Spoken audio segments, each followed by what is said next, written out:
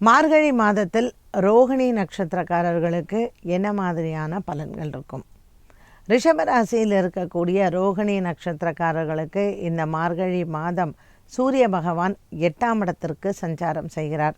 தனுசு ராசியில் இருக்கக்கூடிய சூரிய பகவான் 7ஆம் இடத்தில் இருக்கக்கூடிய செவ்வாய் மற்றும் 10ஆம் இடத்திற்கு வருகை தரக்கூடிய இந்த சனி பகவானின் மாற்றம்.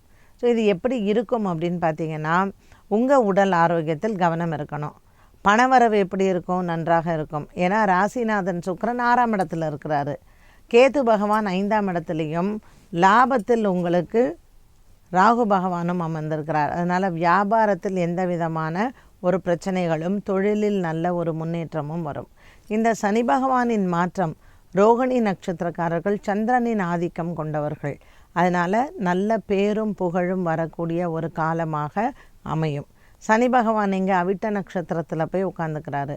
ஸோ இந்த அவிட்ட நட்சத்திரத்தில் இருக்கக்கூடிய சனி பகவான் ரோகிணி நட்சத்திரக்காரர்களுக்கு இந்த சூரியனின் மாற்றமும் ஒரு பெரிய முன்னேற்றத்தை தரும்.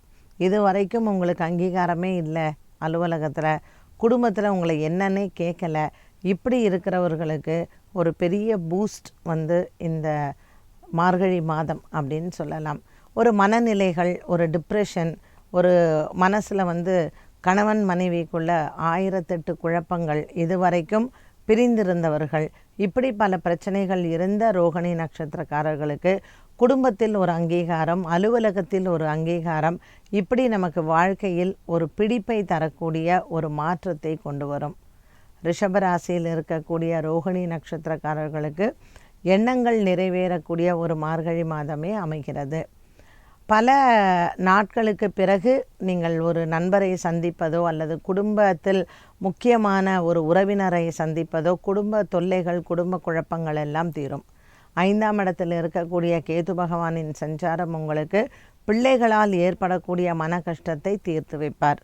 இது நாள் வரைக்கும் திருமணத்திற்கு ஒத்துக்கொள்ளாத குழந்தைகள், இல்லை படிப்புக்காக கஷ்டப்படுறவங்க, மேல் படிப்புக்கு செல்லணும், பணம் இல்லை அப்படின்னு சொல்லக்கூடியவர்களுக்கும் இந்த மார்கழி மாதத்தில் நற்செய்திகளும், வாழ்க்கையில் நல்ல ஒரு மன தெளிவும், இது நாள் வரைக்கும் மன கவலைகள், டிப்ரெஷன்னு சொல்கிறோம் இல்லையா, மனச்சோர்வு, இது எல்லாம் மன அழுத்தம், இது எல்லாம் தீர்ந்து ஒரு பெரிய பிடிப்பையும் முன்னேற்றத்தையும் பார்க்கலாம்.